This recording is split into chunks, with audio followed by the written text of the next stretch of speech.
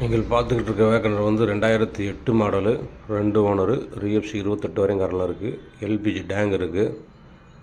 வண்டி நல்லா தெளிவாக இருக்கும். AC, power steering, power window, alloy wheel வந்துடும். வண்டி ரீப்ளேஸ்மெண்ட் இல்லாத வண்டி. கேட்குற விலை வந்து 1.25 கேட்குது. ஒரு 1.65 கிடைக்கும். வண்டியை பாருங்கள். தேவைப்படுறவங்க நம்பருக்கு கூப்பிடுங்க.